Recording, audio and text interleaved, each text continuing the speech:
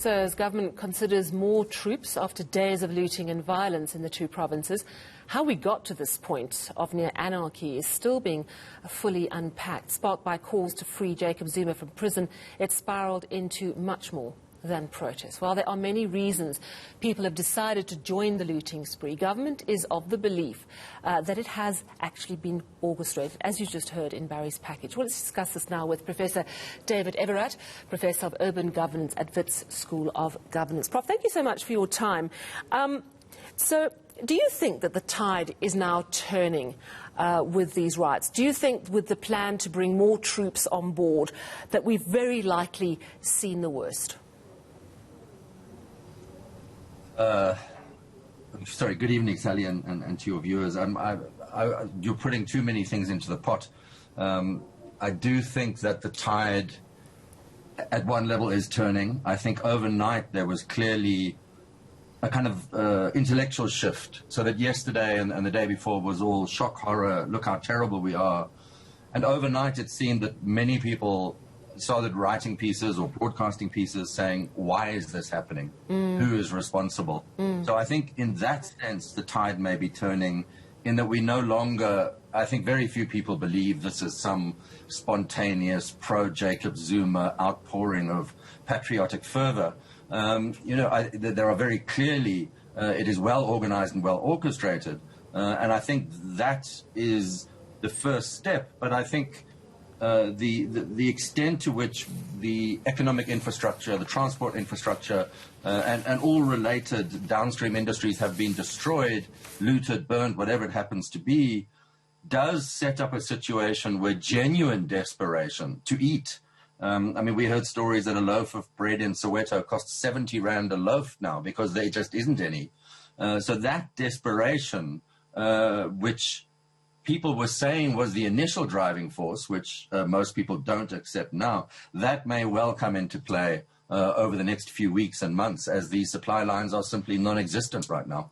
I mean, that is the real worry, and that could cause an insurrection on its own. You've written a really interesting article in theconversation.com today, South Africa in Flames, Spontaneous Outbreak or Insurrection.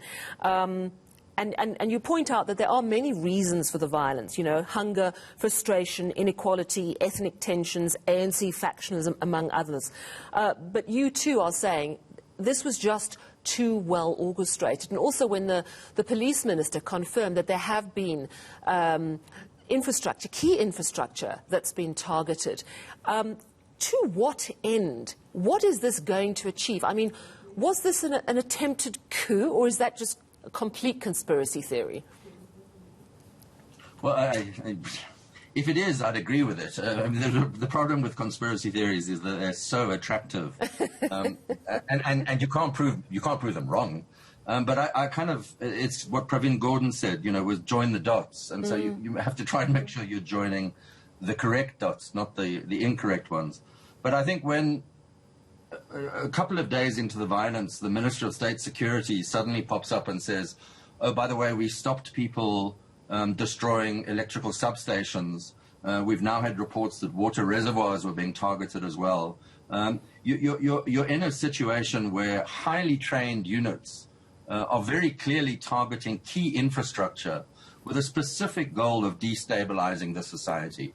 Because what has really happened over the last 2 to 3 years since Cyril Ramaphosa became president is that, slow and painful as it's been, institutions have been rebuilt. And they've been given some teeth, and they're now biting. And Jacob Zuma being in prison is evidence of that. And I think what you have beneath Zuma and next to him and all around him are his lieutenants, his allies, his friends, many of whom see a similar fate awaiting them. And the easiest way to make sure that justice doesn't come and bite you is to destabilize the entire society. And that, I think, is the game that's being played right now. And the point that Barry makes in his package is that there have been no arrests. We also heard the Defence Minister speaking to the Portfolio Committee just a little earlier, acknowledging that they were caught with their pants down when it comes to intelligence, that it seems they totally underestimated how bad this could get. Now, the looting might be under control, but is that threat to infrastructure, keep infrastructural points under control? And if we don't know, should we be considering a state of emergency? What do you think about that? I mean, let me go to the second point first. I mean, I think states of emergency have such a terrible reputation in our society for good reason. And I think trying to use a securocrat response to this, where there are genuinely starving people who want to eat, they may have been marshaled and pointed in a particular direction by those behind this.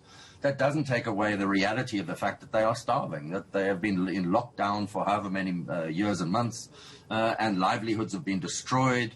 Every survey that Stats SA does and all the other entities shows that hunger is the key issue driving people. So I think to try and use a state of emergency to clamp down on those people would be, I think, a regrettable response. I think one has to find a more humane way of responding, not to let go of the law and order issues, but to focus the law and order issues and the investigative issues on who's actually driving this.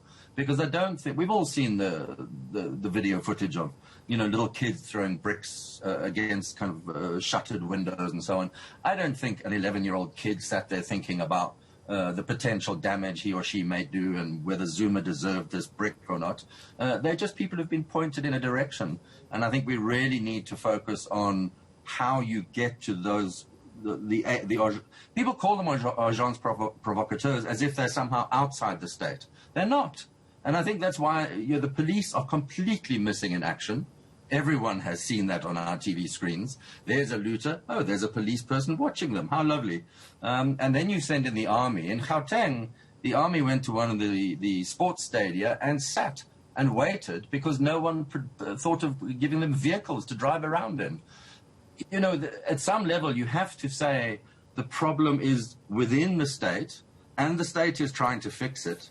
Nowadays, you can say it's the old state versus the new, it's the it's the Zuma acolytes versus the Ramaphosa new state. But nonetheless, the state is running around chasing its own tail because we've had weapons stolen from the police, from the State Security Agency. We know from the evidence that was given at the Zondo Commission that secret units were secretly brought into the security forces who've been trained in China and Russia. There is a level at which we should be exceptionally worried, because I think this is without question a key inflection moment for this democracy. And we either hold to the rule of law at whatever cost, or we give up. And we say, let the old man out, let's just wipe the slate clean, let's start again. And I don't think that's possible. Yeah. Critical time indeed. I hope it's not. Thank you so much for chatting to us this evening. Yes, absolutely. Critical time, a turning point perhaps for South Africa. That was Professor David Everatt, Professor of Urban Governance at Wits School of Governance. Still ahead.